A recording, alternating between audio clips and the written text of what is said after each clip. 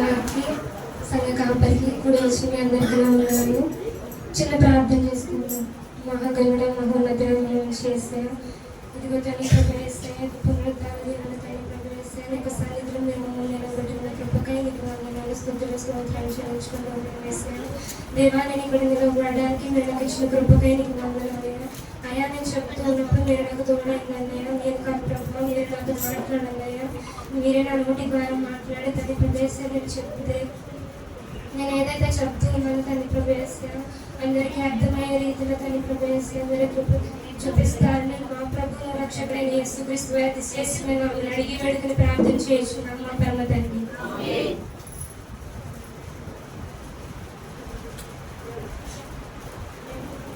ఒక పాట పాడు ఫస్ట్. యేసయ్యా నా జీవనాడివి నీవే, యేసయ్యా నా గుండె చప్పుడు నీవే, యేసయ్యా నీవే ప్రాణము, యేసయ్యా నీవే జీవము, యేసయ్యా నా జీవనాడివి నీవే, యేసయ్యా నా గుండె చప్పుడు నీవే, యేసయ్యా నీవే ప్రాణము, యేసయ్యా నీవే జీవము. భయపడకు నేను నీకు తోడై ఉన్నాను, దిగులు చెందకు నేను నిన్ను బలపరచునని. భయపడకు నేను నీకు తోడై ఉన్నాను, దిగులు చెందకు నేను నిన్ను బలపరచునని. భయపడకు నేను నీకు తోడై ఉన్నాను, దిగులు చెందకు నేను నిన్ను బలపరచునని.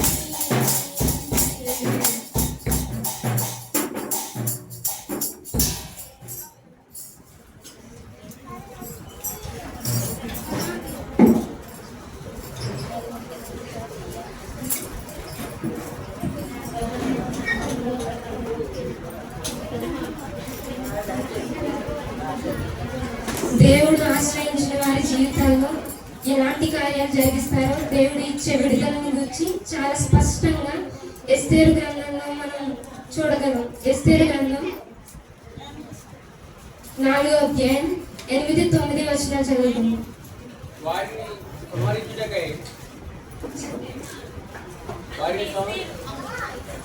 ఎస్తేరు గ్రంథం 4వ అధ్యాయం 8-9 వచనం.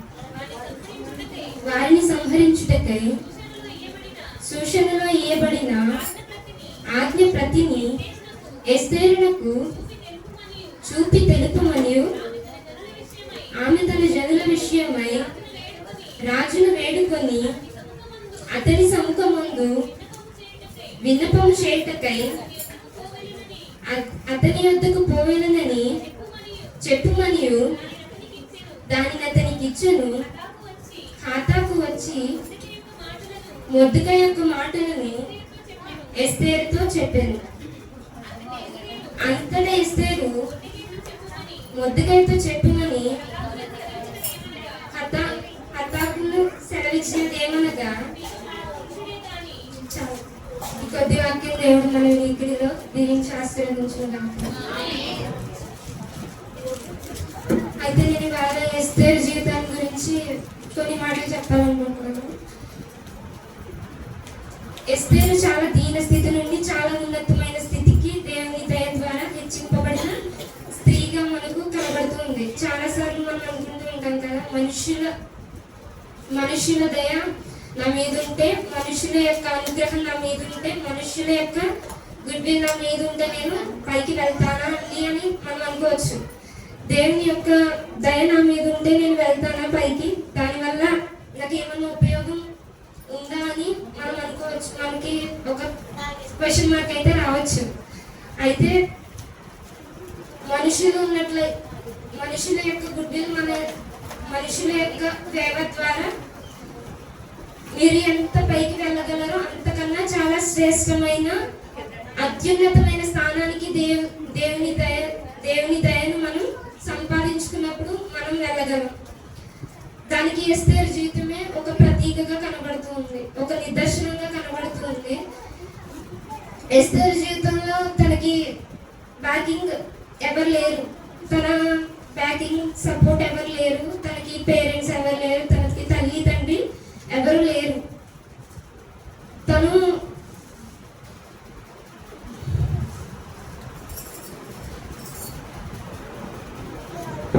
నేనున్నా అని చెప్పుకోవడానికి కూడా ఎస్తేర్కి ఎవరు లేరు,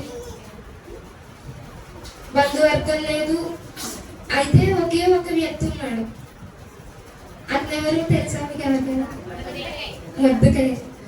కేవలం ఒకే ఒక్క వ్యక్తి, ఒక తండ్రిగా, ఒక కేర్ టేకర్గా మొర్దెకై అనే వ్యక్తి ఉన్నాడు.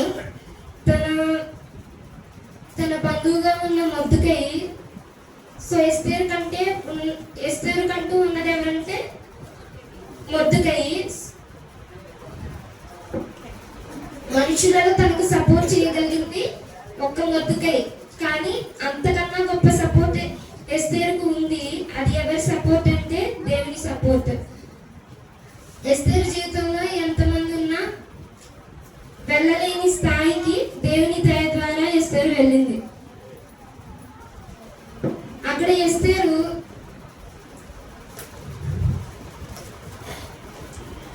ఎస్తేరు చాలా దీవింపబడింది. ఎస్తేరు యొక్క జీవితం అక్కడ చాలా సెక్యూర్గా ఉంది. ఎస్తేరు యొక్క జీవితం దేవునిని స్తుతిస్తూ ఉంటుంది. అయితే ఎలా స్తుతిస్తుందంటే, ప్రభువా నాకు ఇంత మంచి లైఫ్ ఇచ్చావు, నన్ను ఇంతలా ఆశీర్వదించావు, నీకెంతో వందనాలు, ఇంత ఉన్నతంగా నన్ను హెచ్చించు, నేను ఏర్పాటి దానినయ్యా అని ఎస్తేరు దేవుని స్తుతిస్తూ ఉంటుంది. నేను ఒక అనాథగా ఉన్నాను, నాకు తల్లిదండ్రులు కూడా ఎవ్వరు లేరు, కానీ నన్ను రాజు భార్యగా, అక్కడ మనం 4వ అధ్యాయం చదివినట్లయితే మనకి ఇవన్నీ కనిపిస్తుంటాయి. ఎస్తేరు రాజుకు భార్య.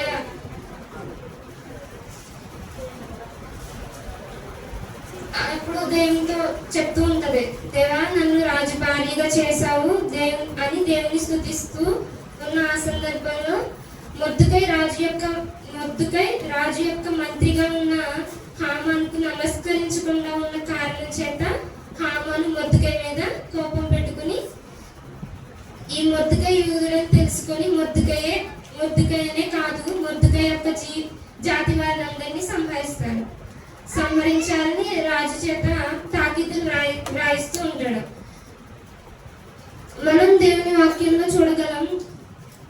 ఈ విషయం ఎప్పుడైతే మొర్దెకై విన్నాడో, నేను వెళ్ళి హామాను కాళ్ళ మీద అయితే పడిపోతాను,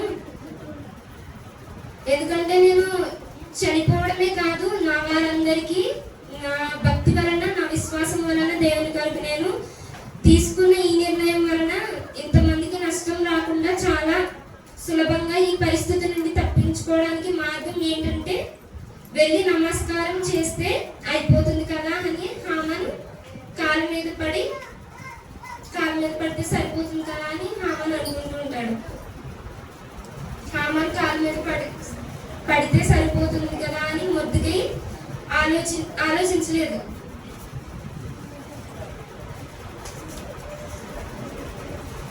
అంటే అర్థం ఏంటంటే,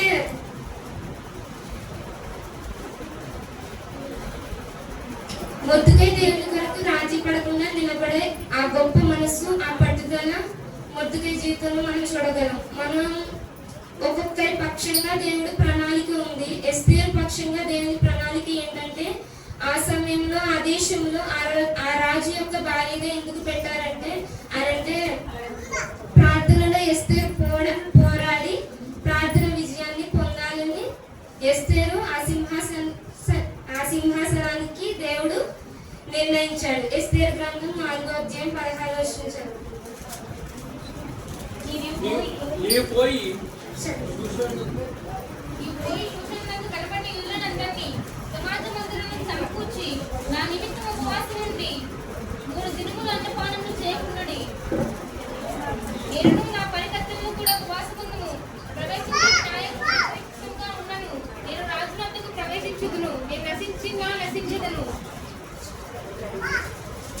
ఎస్తేరు జీవితంలో ఆమెకు ఏది ముందు ఏది తర్వాత తెలుసు. ఆ ఆర్డర్ అని ఏ ఆర్డర్ అంటే రాజు ఎదుటికి వెళ్ళక ముందు రాజాది రాజైన దేవుని ఎదుటకు వెళ్ళి ప్రాధేయపడాలి అని తెలుసుకుంది. హల్లెలూయా. విశ్వాస జీవితంలో ఎవరు ముందు ఎవరు తర్వాత, ఏది తక్కువ ఏది ఎక్కువ అని, ఏది ప్రాధాన్యమైనది ఏది విలువ లేనిది అని తెలుసుకుంటే మన జీవితాలు కూడా ఒక ఆర్డర్లో పడతాయి. మీరు ఆయన రాజ్యమును నీతిని మొదట వెతుకుడి, అప్పుడు అవన్నీ మీకు దొరుకునని బైబిల్ గ్రంథంలో రాయబడి ఉంది. ఎస్తేరు తన జీవితంలో తెలుసుకున్నది ఏంటంటే ముందు రాజాది రాజు దగ్గరకు వెళ్ళి ప్రాధేయపడాలి. ప్రాధేయపడింది. అప్పుడు నా రాజు దగ్గరకు నేను వెళ్తాను, నేను వెళ్తానని అనుకున్నాను. అయితే ఇంకొక వచనాన్ని మనం జ్ఞాపకం చేసుకుందాం. కీర్తన గ్రంథము 145వ అధ్యాయం 18వ వచనం చదువు. తనకు మొరపెట్టు వారికందరికీ, తనకు నిజముగా మొరపెట్టు వారందరికీ యెహోవా సమీపముగా ఉన్నాడు. నిత్యముగా మొరపెట్టే వారికి దేవుడు ఎప్పుడు సమీపంగా ఉంటాడని దేవుడు తెలియజేస్తున్నాడు. మనం కూడా దేవునికి నిజంగా హృదయపూర్వకంగా దేవునికి కృతజ్ఞతాస్తుతులు చెల్లించాలి. మనం ఏదైతే అడగాలనుకుంటున్నామో దేవునికి నిజంగా మొరపెట్టాలి. దేవా మనకి ఏది కావాలో ఫస్ట్ దేవుని స్తుతించాలి, తర్వాత దేవుని అడగాలి మనకి ఏది కావాలో. అప్పుడు దేవుడు మన పట్ల కార్యాన్ని చేస్తాడు. ఎస్తేరు రాజు ఎదుటికి వెళ్ళి నిలబడడానికి ధైర్యం లేదు. కానీ ఎప్పుడైతే తను ప్రార్థించాలని తీర్మానం తీసుకుందో, ప్రార్థించింది, 3 రోజులు ఉపవాసం ఉంది. 3 రోజులు ఉపవాసం ఉంది. ఎస్తేరు దేవుడు తనకి ధైర్యం ఇచ్చాడు. ఎస్తేరు ప్రార్థించినప్పుడు 2 కార్యాలు జరిగాయి. మొదటిది, రాజు ఎదుటికి వెళ్ళి నిలబడడానికి ఎస్తేరుకు ధైర్యం వచ్చింది. రెండవదిగా ఎస్తేరు వెళ్ళక ముందే రాజు ఎదుటికి రాజు యొక్క మనస్సును దేవుడు సిద్ధపరిచాడు. ఎస్తేరు వెళ్ళక ముందే సిద్ధపరిచాడు. ఎస్తేరు జీవితంలో మనం గమనిస్తే దేవుని ఆలోచన కొరకు కనిపెట్టింది, దేవుని ఆలోచన కొరకు అడిగింది. దేవుడు ఇచ్చిన ఆలోచన ప్రకారం వెళ్ళినప్పుడు మనం గమనించినట్లయితే యూదులందరి మీదకు వచ్చిన ఆ మరణము దేవుడు దానిని కొట్టివేసి దేవుని ప్రజలకు గొప్ప విజయం ఇచ్చాడు. హల్లెలూయా. ప్రార్థన ద్వారా ఏం జరుగుతుంది అంటే మన మీదకి రాబోతున్న కీడులు ఏవైతే ఉన్నాయో అవన్నీ తొలగిపోతాయి. నమ్మిన వారందరూ స్తోత్రం చెప్దామా?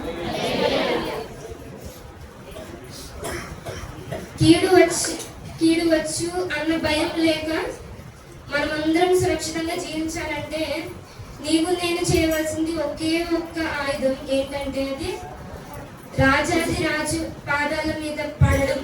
అంతే, తన పాదాలను ఆశ్రయించాలి. అయితే కీడును తొలగించేది ప్రార్థన, నష్టాన్ని తొలగించేది ప్రార్థన.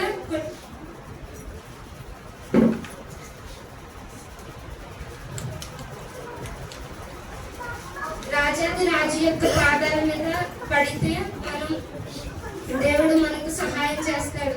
దేవుడు మన పట్ల కార్యం చేస్తాడు.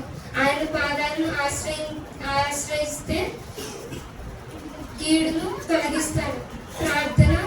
ప్రార్థనే నష్టాన్ని తొలగించేది, ప్రార్థనే కొట్టివేసేది, ప్రార్థనే ఆశీర్వాదమును అనుగ్రహించేది, ప్రార్థనే నీకు ఏం చేయాలో ఆలోచన చెప్తుంది. ప్రార్థనే కనుక మనం అందరం చేస్తే దేవుడు మన పట్ల కూడా అటువంటి కార్యాలు మన జీవితంలో కూడా చేస్తాడు. ఎస్తేరు కలిగినటువంటి జీవితాన్ని మనం కూడా ఆధారం చేసుకొని దేవుడు ఎస్తేరు జీవితాన్ని మనం కూడా జ్ఞాపకం చేసుకుని దినదినము మన జీవితంలో ఎస్తేరు జీవితాన్ని జ్ఞాపకం చేసుకుని మనం కూడా ఎస్తేరు యొక్క జీవితం పోలినటువంటి జీవితాన్ని మనం కూడా నడుచుకుని లాగానే ఇచ్చిన మాటలు దేవుడు దీవించి ఆశీర్వదించున్నారు.